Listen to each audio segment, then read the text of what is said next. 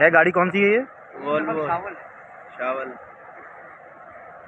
अच्छा वो सामने जो खड़ा हुआ शावल, ये फंस गया है क्या? नहीं ये रात से मेरे ख्याल कल का ही खड़ा हुआ, ये कल के खड़ा हुआ है। और जो ना ये जोगियों वाले ये इधर थे, इनको हमने इधर ले आए, वो उधर हमने बोला इधर आ जाओ, अंदर डूब जाओगे।